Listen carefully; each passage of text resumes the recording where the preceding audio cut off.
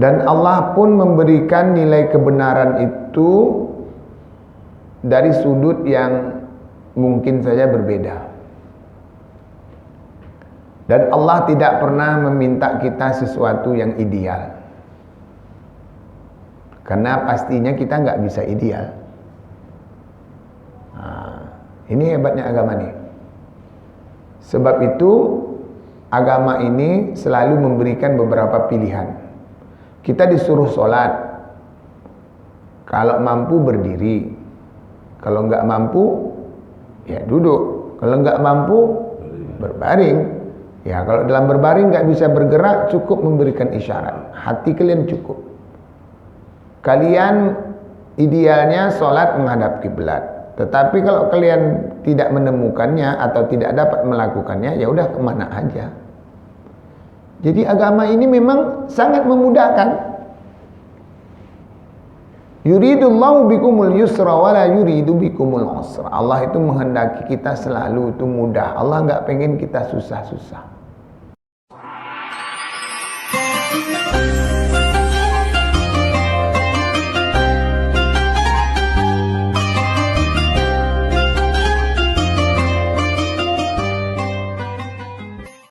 Bismillahirrahmanirrahim. Assalamualaikum warahmatullahi wabarakatuh. Alhamdulillah. Alhamdulillahi wa kafa. Assalatu wassalamu ala rasulillahil mustafa wa ala alihi wa azwajihi wa dzurriyyatihi wa ashabihi wa ummatihi wa man wafa.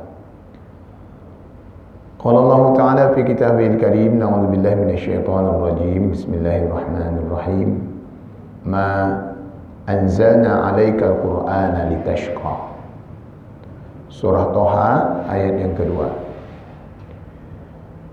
Seluruh jajaran pimpinan di PLN Nusantara Power ini, seluruh karyawan, hadirin hadirat, yang besar tak dapat nak disebutkan gelar, yang kecil pun tak dapat nak dihimbaukan nama, semua saya hormati, saya muliakan. Semoga pula kita semua dimuliakan Allah Subhanahu wa taala. Amin ya rabbal alamin. Alhamdulillah, segala puji hanyalah milik Allah, karenanya tidak tempat kita memuji melainkan hanya kepada Allah.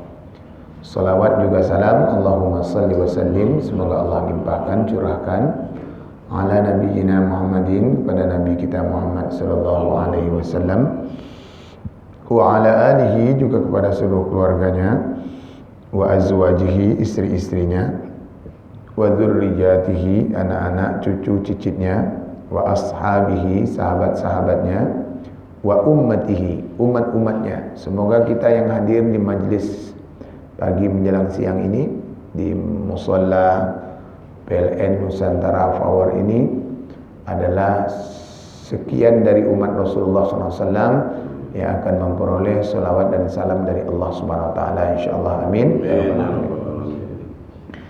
Ibu bapak ama Allah yang berbahagia, agama ini datang atau risalah Islam ini dibawa oleh Rasulullah SAW. Ini bertujuan untuk memudahkan kita. Karena itulah siapa yang merasa beragama ini susah, berarti ada sesuatu hal yang keliru dalam pemahaman beragamanya. Mengapa dikatakan mudah? Karena itu garansi dari Allah. Allah yang memberikan garansi, menyatakan, memberikan jaminan bahwa kata Allah, tidaklah anzalnal Qur'ana, aku turunkan Al-Quran ini atau datangkan risalah Islam ini litashqa, untuk membuat kalian menjadi susah. Namun hadirnya agama ini justru ingin membuat kalian menjadi nyaman, senang, dan berbahagia. Karena itulah para ulama menyebutkan, andaikan agama ini disederhanakan, disimpulkan dari sekian banyak Al-Quran ini, itu tujuannya adalah untuk menyenangkan dan memudahkan kita, ya kan? Agama ini datang, Al-Quran ini diturunkan, itu untuk menyenangkan dan memudahkan kita. Nah, Bapak Ibu hamba Allah yang berbahagia, dalam kesempatan kali ini kita ingin mengelaborasi, sedikit mengembangkan mana bentuk-bentuk kemudahan itu. Ya kan? Bentuk-bentuk kemudahan yang Allah sebut itu mana? Kita sebutlah dari segi akidah. Secara akidah, bahwa kita mentuhankan Allah. Mengapa Allah mengajak kita untuk mentuhankan dirinya? Karena dengan mentuhankan Allah ini akan menyamankan dan membahagiakan serta menyocokkan dengan akal kita. Karena bertuhan selain kepada Allah, itu diri kita akan menjadi tersiksa. Tapi kalau kita mentuhankan Allah, maka kita akan nyaman dan diterima oleh akal pikir kita. Apa contohnya? Jadi begini. Suatu waktu Fir'aun berkata kepada Musa. Kata Fir'aun, "Sa," katanya. Maksudnya Musa tadi kan, dia panggil Musa tadi. Kata Musa, "Siapa Tuhanmu?" Kata Musa, "Tuhan aku khalaqas samawati wal ard," yang menciptakan langit dan bumi ini. Kata Fir'aun, yang menciptakan langit bumi ini aku. Yang menghidupkan dan mematikan semua ini aku. Ini logika Musa yang diajarkan Allah untuk menolak ketuhanan Fir'aun. Kata si Musa pula, anak, ya kan gitu kan? Gitu kan? Andaikan engkau ini Tuhan, ya kan? Andaikan engkau ini Tuhan, ini tertolak oleh akal kita. Bagaimana engkau harus menciptakan langit bumi ini? Karena engkau sudah ada sebelum langit bumi ini, setelah langit bumi ini ada. Engkau ada ketika bumi ini telah ada. Tidak mungkin logikanya si pencipta itu ada setelah benda yang ia ciptakan ada. Langit bumi ini sudah ada, baru penciptanya datang belakangan. Wah, ini nggak bisa diterima akal. Ya kan? Ini logika sederhananya. Sejatinya yang menciptakan harus lebih duluan ada dibanding dengan yang ia ciptakan. Itu di mana-mana logikanya tidak perlu sekolah tinggi-tinggi itu. Ya kan? Terus andaikan engkau ini Tuhan, lalu Rabbukum wa Rabbu abaukum awwalin. Siapa Tuhan datuk kau, siapa Tuhan ayahmu? Enggak mungkin dong Tuhannya datang belakangan. Ya kan?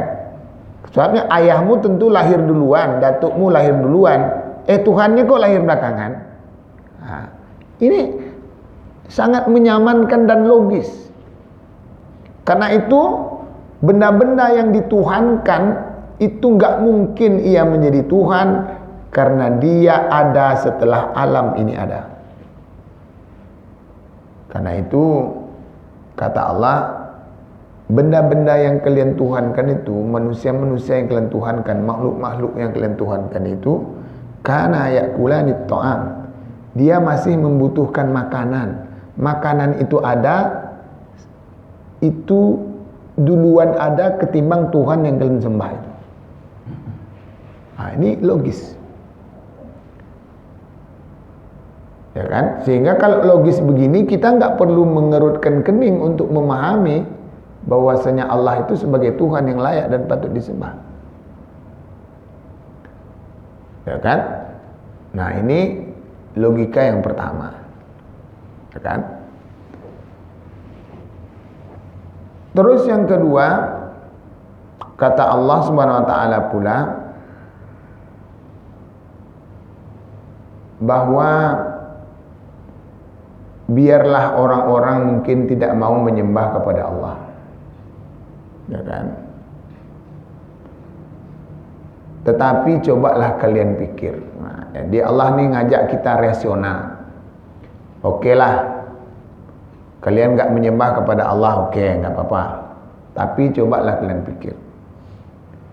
kira-kira Tuhan yang kalian sembah itu ikut tidak menciptakan bumi ini? Nah, ini pertanyaan Allah. Kenapa Allah tanya, ikut tidak Tuhan yang kalian sembahkan itu menciptakan bumi? Nah, ini pertanyaan ini mengapa Allah mulai? Karena kalau dia datang belakangan dari adanya bumi, itu dah pasti dia tidak dapat disebut Tuhan. Karena sejatinya yang namanya Tuhan itu dia harus menciptakan segalanya, ya kan? Itu logikanya. Gak mungkin kita berguru kepada orang yang kita duluan tahu ketimbang dia. Itu gak mungkin, ya kan gitu, ya kan? Nah, inilah yang disebut oleh Allah SWT, kira-kira Tuhan yang kalian sembah itu ikut tidak menciptakan bumi ini, ya kan? Terus yang kedua, atau Tuhan kalian itu ikut bersyirikat menciptakan langit? Nah, itu ditanya Allah terus. Terus Allah juga bertanya, ituni bi kitabim min qabli hadza. Ada tidak kitab yang mengatakan bahwa ada Tuhan selain Allah yang menciptakan langit bumi ini? Ini Allah tanyakan ke kita. Pernyataan Allah ini masih Allah lontarkan sampai detik ini, dan tak satu orang pun bisa menjawabnya. Ituni bi kitabim min qabli hadza. Ada tidak kitab yang bercerita bahwa pencipta langit bumi ini bukan Allah, tapi ada yang lain? Oke lah, ada. Mana kitabnya? Bawa sini. Tak ada yang bisa bawa. Kata Allah gini, oke deh. Kalau kalian tidak bisa bawa kitab, mungkin kitab kan kalau seperti Quran ini tebal nih, banyak isinya. Allah turunkan tantangannya ini. Au asaratim min ilmin. Atau ya udah, kalian kalau nggak bisa menghadirkan kitabnya, kalian bawa sajalah asaratim min ilmin, tulisan orang yang berilmu. Ya, tidak usah dalam bentuk kitab, dalam bentuk secari kertas aja cukup. Au asaratim min ilmin in kuntum shadiqin. Kalau memang kalian benar. Tidak ada yang bisa bawa. Ini logika yang Allah usung pertama, sehingga agama Islam ini datang, ini memanjakan akal kita, cocok. Terus yang kedua, dari segi kehidupan, ya, tadi dari segi akidah. Yang kedua tentu dari segi interaksi sosial, ya kan? Sosial kemasyarakatan, sosial politik, sosial ekonomi. Aturan Tuhan itu memudahkan. Allah memberi beberapa pilihan.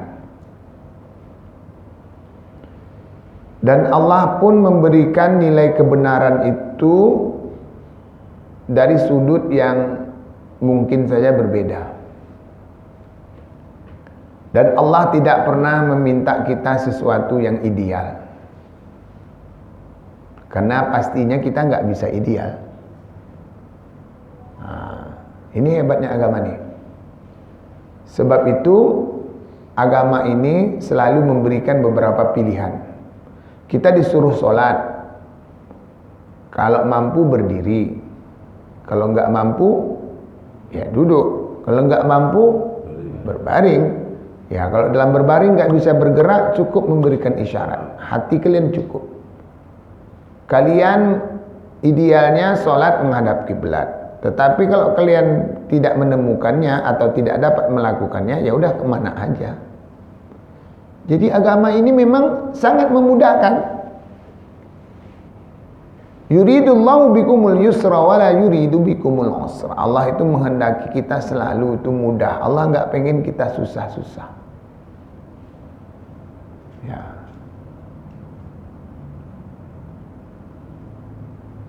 Salat itu Allah perintahkan kita khusyuk.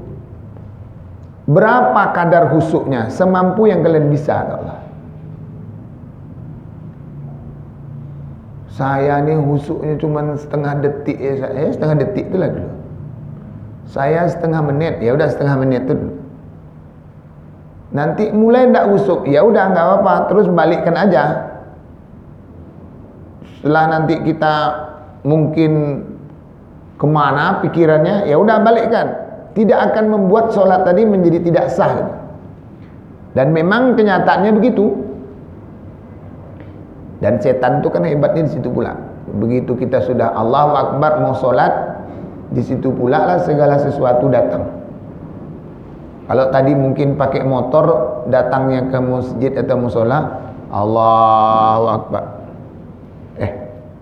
Motor itu sudah dikunci belum ya? Oh udah. Diraso dulu kena kunci. Udah. Sebenarnya apakah sholatnya menjadi batal? Enggak. Memang terganggu ketika itu benar, kata Allah, tahu pun Allah. Tetapi jangan terus berpikir tentang motor itu. Kan udah tadi, udah lanjut. Ya kan? Karena itulah begitu selesai kita sholat tadi, Nabi memerintahkan kita untuk istighfar. Mengapa istighfar? Ini Bapak Ibu pernah tidak bertanya? Biasanya istighfar ini kan ketika kita melakukan dosa. Karena dalam sebuah hadis disebutkan begini, ittaqillaha haitsu ma kunta wa atbi'is sayyi'atal hasanata. Takutlah kalian kepada Allah dimanapun kalian berada, dan iringilah perbuatan yang jelek itu dengan perbuatan yang baik. Jadi kalau kita kebablasan, kepikir atau melakukan sesuatu yang jelek, maka ikuti dengan perbuatan yang baik. Apa perbuatan baik itu? Minimal istighfar. Ya kan? Ibu-ibu dalam sebuah pertemuan dengan kawan-kawan, kadang datanglah kawan nih kok gayanya nggak masuk bener. Bajunya hijau, roknya kuning, jilbabnya coklat, sepatunya pula ungu, nggak menyambung satu pun, ya kan? Warna-warni. Kita ingin mengkomeni cara dandanannya yang jauh dari nilai estetika nih. Kita kabarin kawan sebelah. Kita ingin nengok, tapi kawan ini belum paham apa. Memang memprovokasi kawan ini enaknya pakai bahasa isyarat memang. Kalau langsung diomongin jadi tidak enak, gitu kan? Tapi belum dia lagi tahu, sadar kita, ya Allah saya lagi membicarakan orang. Astagfirullahaladzim, astagfirullah. Kata kawan tadi, ada apa? Tidak jadi. Astagfirullahaladzim, astagfirullahaladzim. Mengapa kita istighfar? Sadar kita lagi melakukan kesalahan. Tapi kalau makanan ini datang, alhamdulillah nih. Ini kan.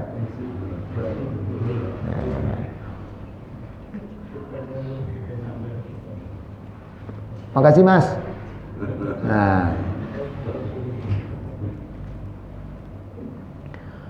Atau bapak-bapak pergi kemana, nampaklah Amoy bercelana pendek. Tahu apa Amoy? Amoy. Begitu dia bercelana pendek itu, mantap. Astagfirullahaladzim, terlupa, berdosa. Ya kan? Astagfirullahaladzim, tapi mata belum membina. Ya, istighfar. Kenapa istighfar? Karena nampak dosa aurat orang.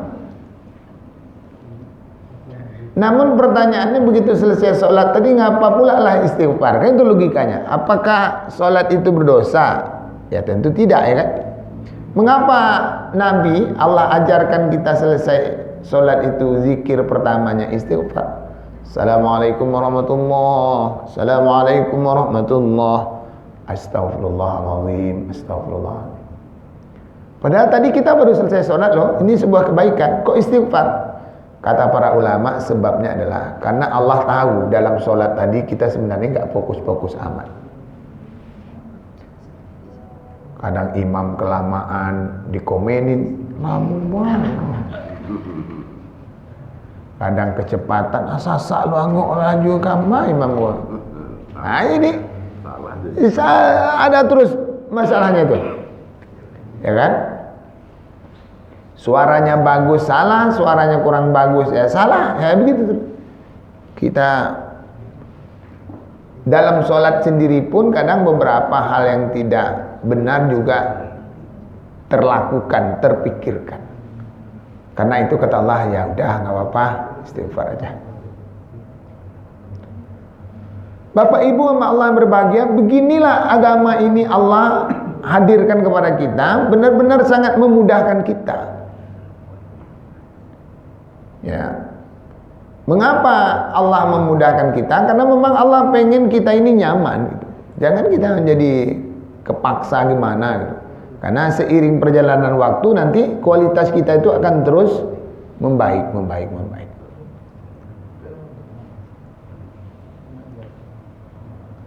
Sebab itu pula orang-orang yang hari ini mungkin belum baik, bagi Allah nggak apa-apa ketika dia nanti mau datang bertaubat dan jadi baik. Allah nggak pakai dendam-dendam. Ya udah, terima aja. Sebab itulah dalam sejarah kehidupan umat manusia ini, orang-orang yang dulunya jahat, orang-orang yang dulunya nggak baik, terus berubah jadi baik, itu Allah welcome aja. Tidak ada pakai dendam-dendam. Karena memang fitrah kita tuh gitu. Kita itu pengen diterima walaupun pernah melakukan kesalahan. Itu pasti. Itu fitrah kita tuh. Karena dia yang menciptakan kita, tentu dia yang lebih tahu tentang karakter kita ini. Sebab itulah misalnya dalam sejarah disebutkan Umar bin Khattab itu dulu pernah ingin membunuh Nabi. Kan itu sejarah. Pernah ingin membunuh Nabi, menghunus pedang ingin membunuh Nabi. Tetapi akhirnya ya berbalik hati lalu masuk Islam. Setelah masuk Islam ini Bapak Ibu sama Allah berbahagia, akhirnya Umar ini hari-hari bersama Nabi. Tidak hanya hari-hari bersama Nabi, bahkan matinya pun bersama Nabi. Nah, logikanya gitu. Karena kalau bapak-bapak, ibu-ibu pergi haji atau umroh, kita masuk Masjid Nabawi, itu di eks rumah Nabi itu kan di dalam tuh ada 3 pusara lah ya. Ya, pusara Nabi, di bawah kirinya itu ada Abu Bakar, setelah itu di bawahnya ada Umar bin Khattab. Mengapa Allah buat makom atau kuburnya Umar ini berdampingan dengan Rasulullah SAW, sementara Utsman, Ali nggak di situ? Mengapa Umar nih yang dulu pernah ingin membunuh Nabi kok dikuburkan di sini? Ini bukan sebuah kebetulan nih. Ini adalah skenario Allah SWT dalam tanda petik. Lalu apa hikmahnya? Seolah Allah itu ingin berkata, tahu tidak kalian Umar itu dulu siapa? Orang yang pernah ingin membunuh Nabi loh. Tetapi karena memang dia bertaubat dan melakukan amal soleh, ya udah bagi Allah itu it is okay. Maka sampai mati pun dia bersama Nabi. Orang yang akan dia bunuh itu. Begitulah Islam ini datang. Islam itu menghargai berbagai kebaikan.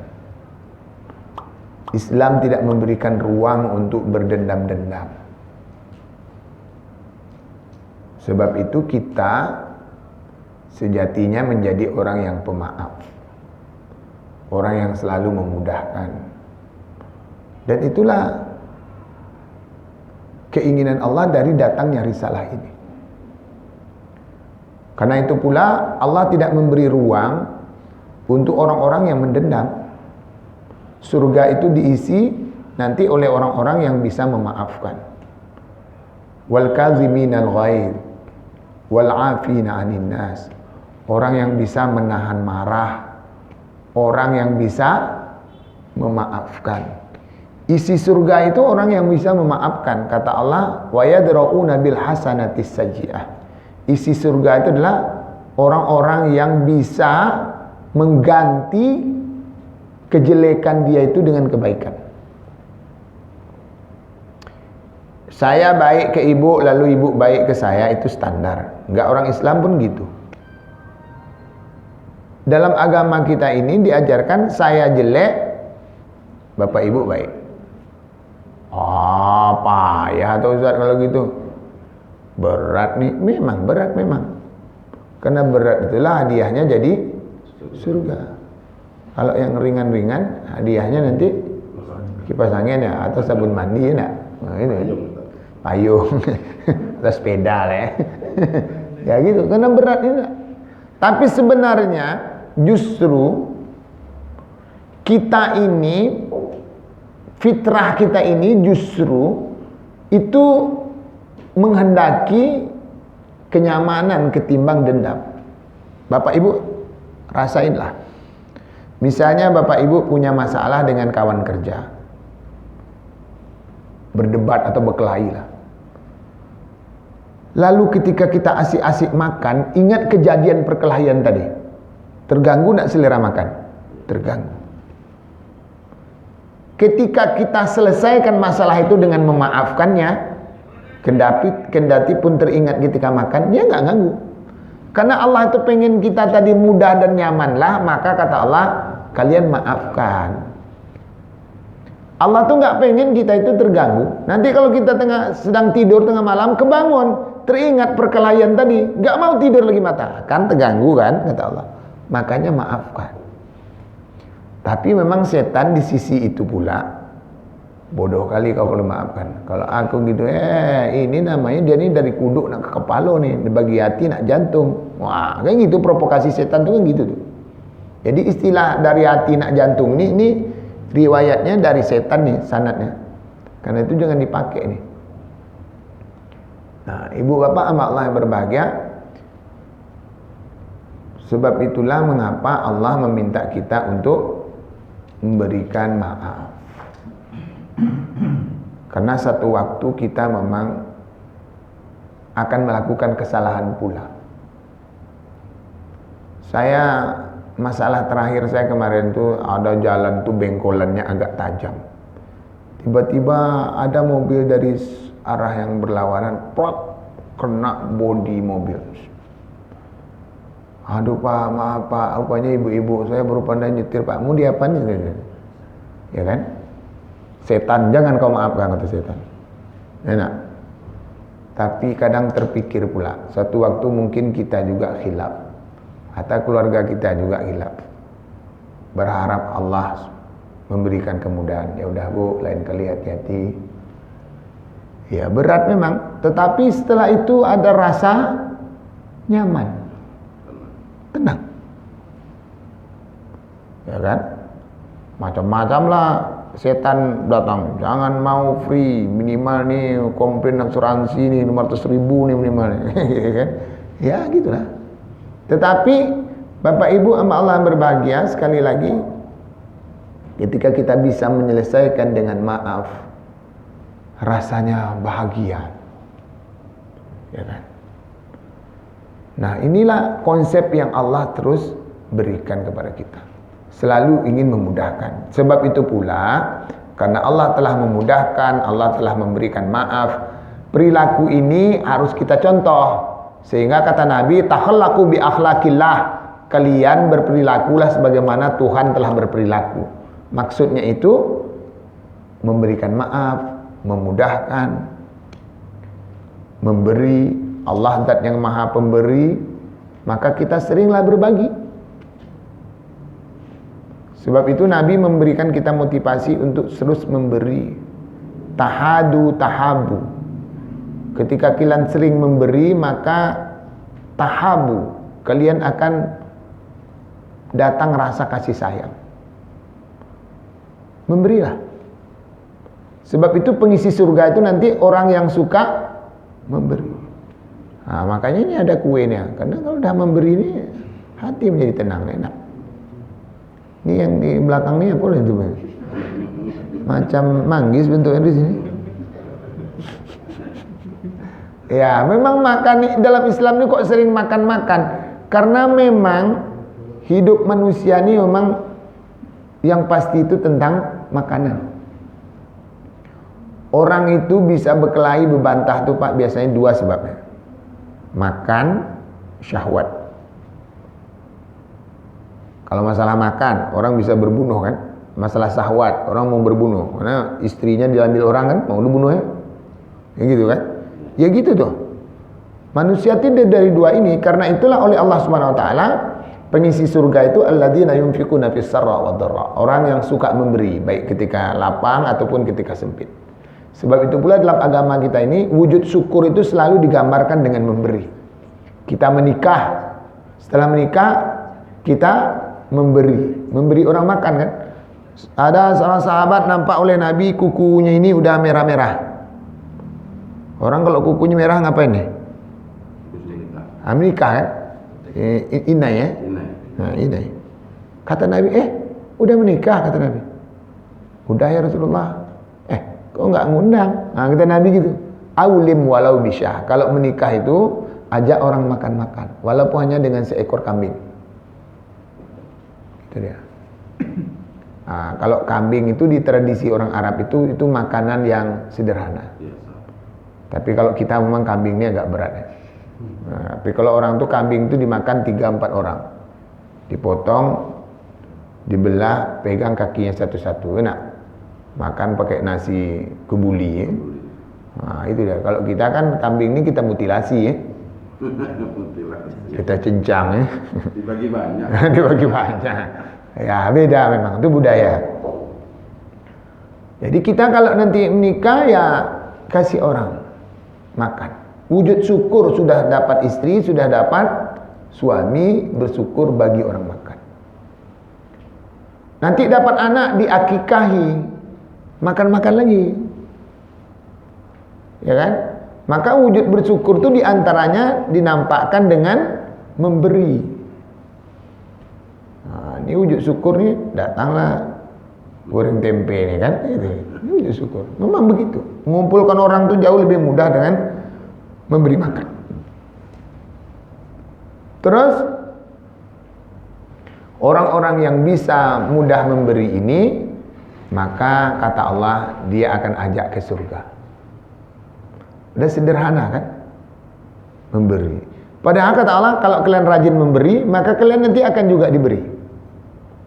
Intan surullah yang surkum. Kalian kalau udah melakukan pertolongan kepada orang, ilustrasi menolong Allah, maka Allah akan tolong. Kalian tolong orang, kalian akan ditolong. Wa ta'awanu 'alal birri wa taqwa. Saling tolong menolonglah kalian, maka kalian nanti akan ditolong. Man la yarham la yurham. Orang yang tidak pernah memuliakan orang lain, maka dia tidak akan dimuliakan. Orang yang pilih biasanya akan seret juga rezekinya gitu. Ya gitu toh. Orang yang mudah maka dia akan dimudahkan. Karena itu kita harus selalu memudahkan. Terus yang terakhir, memudahkan orang lagi misalnya dengan kebijakan. Orang di neraka itu nanti akan dicampakkan ke neraka, itu penyebabnya katanya ada 2. Itu disebutkan Allah dalam surah Al-Haqqah. Orang pengisi neraka itu ditanya, mengapa kalian dicampakkan ke neraka we? Katanya 2 jawaban sebabnya. Ma'a'ni anni maliyah, harta yang kami miliki dulu tidak kami gunakan untuk membantu orang. Yang kedua, kebijakan atau kuasa yang kami miliki dulu tidak kami gunakan untuk memudahkan orang. Punya harta, tolong orang, mudahkan orang. Punya kuasa, mudahkan orang. 2 nih, kalau 2 ini kita lakukan, ini surga. Kalau tidak dilakukan 2 ini neraka. Kedua-duanya ini kan memudahkan orang ceritanya. Allah tadi kan yassiru wala tu'assiru, kalian mudahkan orang, jangan persusah. Basyiru, kasih kabar gembira, jangan dipertakut. Ini bapak-bapak yang senior misalnya ditanya oleh junior, gimana nih gimana ini buatnya? Wah ini payah nih, sekolahnya 10 tahun belum tentu bisa nih. Itu menakuti namanya. Ah, mudah aja, ini insya Allah lama-lama tidak bisa. Tapi saya kadang-kadang sering lupa, ya nggak apa-apa, catat ya supaya jangan lupa, tuh dicatat, terus diingat, terus hati-hati. Nah, memudahkan orang. Tapi kalau kita memang tidak semua orang bisa kerjaan ini. Orang bodoh macam kau ini tak bisa nih. Nah, itu namanya memberi kabar petakut. Mudahkan selalu tuh, ya kan? Jadi kadang kawan-kawan ini ditanya, macam mana nih bang, kuliah S3 nih bang? Payah bang? Oh payah, kuliah nih jangan kena makan, bini pun tak tertengok lagi. Wah ini pula katanya. Padahal tidak, karena banyak orang sedang kuliah itu 3 bini. Nah, tak ada ya kan? Malah bertambah. Iya benar bertambah itu. Jadi jangan dipetakut-takut orang itu. Enggak akan hebat kita kalau kita nakut-nakutin orang. Mudah, nyenang. Nah gitu kan, memudahkan. Nah bapak-bapak yang di PLN ini punya jabatan apa, maka dengan jabatan ini mudahkan orang. Jangan pernah berkata tidak bisa. Kita katakan kalau memang dia belum bisa, maaf pak, beri saya waktu. Saya coba pelajari dulu, sepertinya ini akan kita temukan masalahnya di mana. Ah ini tidak bisa nih. Nah ini tidak perlu nih kita. Ada orang gitu. Jadi jawaban yang kartu mati itu tidak boleh. Karena tidak bisa oleh kita, mungkin oleh orang lain bisa. Nanti saya akan tanyakan kepada yang lebih ahlinya. Nah, itu jabatan kita selalu memudahkan orang, menyamankan orang. Apalah kira-kira nih jabatan bapak-bapak nih, maka dengan jabatan itu terus mudahkan, nyamankan orang. Kalau saya kan jabatan saya dosen, lalu di tanda tangan saya ini yang dikejar oleh mahasiswa kemana-mana. Maka tanda tangan saya ini saya pastikan harus mudah didapatkan. Jangan membuat orang susah. Maka sekarang ini kan orang libur ke kampus hanya di waktu-waktu tertentu. Ketika mahasiswa tidak menemukan kita di kampus, Bapak sekarang pagi ini di sini, Bapak tunggu di waktu ini, kalian boleh datang. Bapak sekarang dari jam sekian mungkin di rumah, kalian boleh datang ke rumah. Karena satu waktu nanti jabatan ini akan ditanya Allah. Kalau jabatan ini menyusahkan orang, maka bersiaplah menjadi pengisi neraka. Itu kan? Jangan orang nih menangis orang dulu baru nak dapat tanda tangan awak. Kita jangan dikatakan kita orang hebat ketika orang susah gara-gara kita. Itu penyakit itu.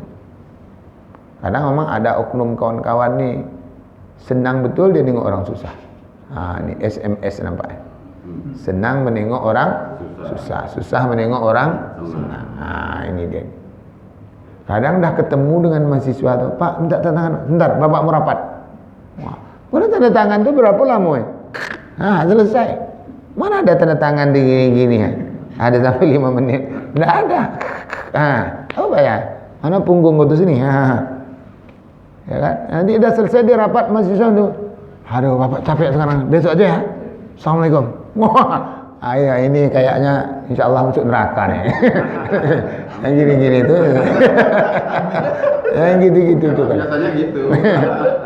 Saya ini harus dirubah nih.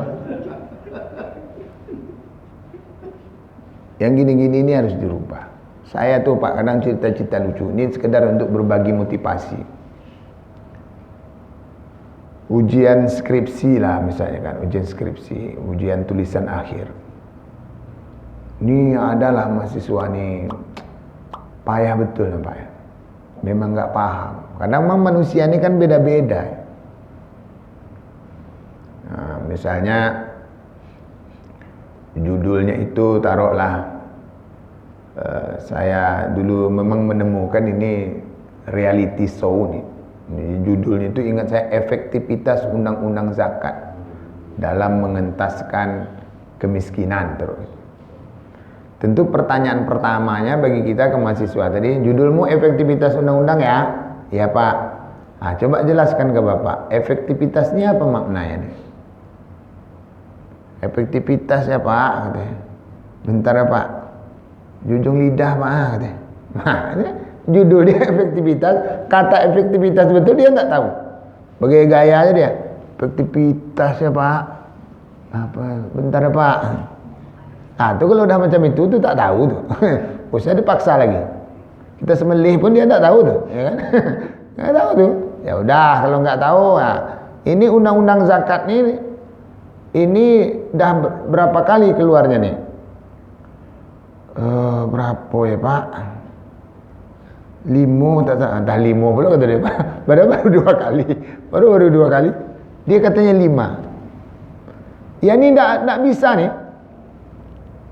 Ini apa nih yang dimaksud dengan tidak tahu? Coba kamu jelaskan. Lain yang ditulisan, lain pula yang dijawab. Pas rapat, ini kan rapat kelulusan nih oleh tim penguji. Kata kawan, ikut pajak kalau usah diluluskan lagi.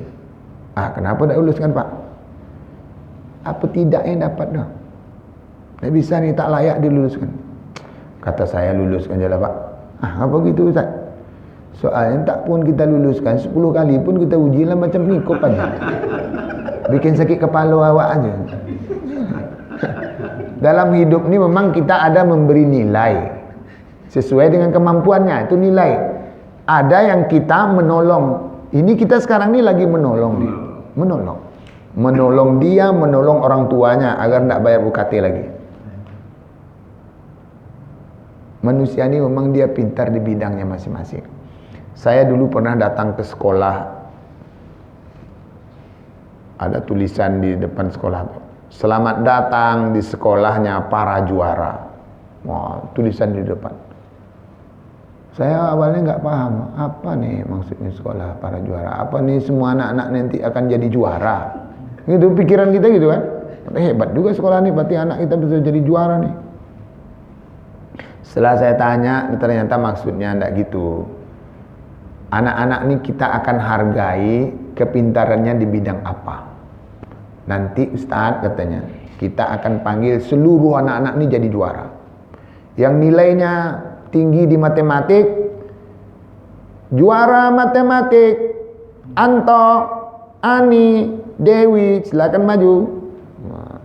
Juara bahasa Indonesia, Paijo, Tunginem, Tungiem, orang Jawa satu yang nampak. Ya gitu. Ini juara apa lagi? Juara olahraga. Nah, datang lagi. Jadi semuanya juara. Jadi keluar dari kelas tuh bangga semuanya, karena semuanya juara. Iya juga nih. Kita selama itu kan juara, yang nilai paling rendah. Waduh, tegikonya pajak. Itu mempermalukan orang. Padahal manusia itu akan pintar di bidangnya masing-masing. Cerdas di sini. Makanya saya katakan, anak ini mungkin menulis tak pandai, bercakap tak pandai. Mungkin ada dia yang pandai yang lain. Dan mungkin kita paksa anak ini. Macam mana lagi? Pada merusak akreditasi awak, keluar aja cepat. Karena memang sistem akreditasi sekarang tuh gitu Pak. Kalau mahasiswa masuk 10 tahun ini, 4 tahun ke depan yang 10 ini wajib tamat. Kalau dia nggak tamat, berarti kita yang jelek. Pada rusak akreditasi, keluarkan cepat. Sebenarnya kita juga nggak hebat. Soalnya dia ini kan jadi parasit kalau dipertahankan. Ya keluarin aja. Akhirnya kadang dengan perjalanan waktu, orang-orang yang dulu kita anggap nggak hebat, ketemulah dia di mana-mana. Oh, anak ini sekarang dah jadi orang ini. Ya memang nasib orang nggak tahu Pak. Saya di satu daerah tuh memang ketemu lah mahasiswa ini, dulu ingat saya memang tak ada tahu apapun gitu kuliah. Tapi sekarang jadi orang hebat ya Pak. Datang dari suatu tempat, Bapak nginap di mana Pak? Ya. Oke Pak ya, nanti ada anggota yang ngurus. Walah pakai anggota dulu. Nanti malam Bapak saya jemput, kita makan di sini. Saya berpikir Masya Allah. Padahal dulu saya niat menolong itu tidak ada rencana minta ditraktir makan-makan kayak gitu. Tapi memang ketika kita memudahkan, maka semuanya akan juga ada datang mudah. Beginilah agama ini datang. selalu menawarkan, memberikan kemudahan. Kemudahan tentu tidak melanggar SOP ya. SOP tetap dijalankan. Kita memudahkan bukan berarti melanggar aturan. Proses harus dilalui. Nah, ini penting. Itu komitmen kita. Nah, bapak-bapak, ibu-ibu, demikian kajian kita sebagai sebuah kesimpulan bahwa agama ini datang memudahkan dan menyamankan kita, maka kita juga harus hadir selalu memberikan kemudahan dan menyamankan orang lain. Jangan kehadiran kita membuat orang menjadi susah, menjadi enggak nyaman, menjadi tertekan. Karena sebab itulah kata Nabi, takhallaku bi akhlaqillah. Kalian cobalah berperilaku sebagaimana Allah telah berperilaku, memudahkan, menyamankan, lalu membahagiakan. Saya kira demikian yang dapat disampaikan. Ada 5 menit karena tadi kata Pak Waldi saya sampai jam 9. Ada mungkin pertanyaan? Oh, tak ada. Semoga kita selalu dalam kemudahan Allah Subhanahu wa taala. Amin. Al-Fatihah. A'udzu billahi minasyaitonir rajim. Bismillahirrahmanirrahim. Alhamdulillahi rabbil alamin. Arrahmanir rahim. Maliki yaumiddin. Iyyaka na'budu wa iyyaka nasta'in. Ihdinas siratal mustaqim. Siratal ladzina an'amta 'alaihim ghairil maghdubi 'alaihim waladdallin. Amin. Na'udzubillahi minasyaitonir rajim. Kami berlindung kepada Engkau ya Allah di segala bentuk bujuk rayuan setan yang terkutuk. Bismillahirrahmanirrahim. Dengan nama Engkau ya Allah, Zat yang Maha Pengasih lagi Maha Penyayang. Alhamdulillahirabbil alamin. Segala puji bagi Engkau ya Allah, penguasa alam jagat raya ini. Allahumma salli wa sallim ya Allah, limpahkanlah salawat dan salam ala nabiyyina Muhammadin, pada nabi kami Muhammad sallallahu alaihi wasallam, wa ala alihi, juga kepada seluruh keluarganya, wa azwajihi, istri-istrinya, wa dzurriyyatihi, anak cucu cicitnya, wa ashabihi ajma'in, juga kepada seluruh sahabat-sahabatnya ya Rahman Rahimin. Allahumma ighfir lana dzunubana, ya Allah ampunkanlah segala bentuk hilap salah kami, wali walidina, begitu pula kesalahan ayah mak kami, warhamhum, rahmatilah dan kasihilah mereka ya Allah, kama rabbawna shighara, sebagaimana mereka telah mengasihi kami semenjak kami kecil dulu ya Rahman Rahimin. Terkhusus kepada ayah mak kami yang telah mendahului kami di alam kubur sana ya Allah. Allahumma ja'al qabrahum min riyadil jinan, ya Allah jadikan kuburnya sebagai taman surga. Wa la taj'al qabrahum hufratin min hufarin niran, ya Allah jangan jadikan kubur mereka, ayah mak kami itu sebagai liang api neraka ya Rahman Rahimin. Rabbana hab lana minas salihin, ya Allah jadikan anak cucu cicit kami orang soleh solehah. Rabbana hab lana minas salihin, jadikan anak cucu cicit kami orang soleh solehah. Rabbana hab lana dzurriyyatan thayyibah, jadikan anak cucu cicit kami orang yang baik, baik jasmani, baik rohaninya Ar-Rahman Rahimin. Rabbana hab lana min azwajina, jadikan pasangan hidup kami, suami dan istri kami, wa dzurriyyatina, anak cucu cicit kami, qurrata a'yun, orang-orang menyenangkan mata dan pikiran kami, waj'alna lil muttaqina imama, jadikanlah kami imam bagi orang yang bertakwa ya Rahman Rahimin. Allahumma inna nas'aluka salamatan fid din, ya Allah selamatkanlah kami dalam beragama ini, wa ziyadatan fil ilm, tambahkan ilmu kami ya Allah, wa barakatan fir rizq, berkahkan rezeki kami ya Allah. Salah seorang di saudara kami akan berangkat umrah memenuhi panggilan Engkau ya Allah, berkahkan rezekinya, mudahkan segala bentuk ibadah yang akan ia lakukan, dan tambahkan nikmat Engkau ya Allah setelah dia kembali. Jadikan setiap apa yang telah ia lakukan sebagai usaha yang selalu datang memberikan keberkahan ya Rahman Rahimin. Allahumma awin alaina fi sakaratil maut, ya Allah mudahkanlah kami ketika kami menghadapi sakaratul maut kami. Mudahkan lisan kami dan jangan Engkau beratkan lidah kami tatkala kami menghadapi sakaratul maut kami, untuk kami mengucapkan kalimah la ilaha illallah.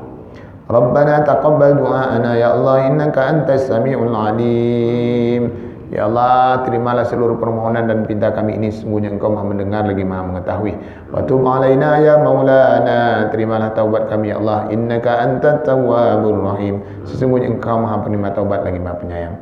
Rabbana atina fid dunya hasanah, selamatkan hidup kami di dunia ini ya Allah. Wa fil akhirati hasanah, selamatkan pula kelak hidup kami di akhirat. Wa qina azabannar, jauhkan kami Allah disiksa api neraka. Walhamdulillahi rabbil alamin. Taqabbalallahu minkum minna wa minkum taqabbal ya karim. Assalamualaikum warahmatullahi wabarakatuh. Waalaikumsalam warahmatullahi wabarakatuh.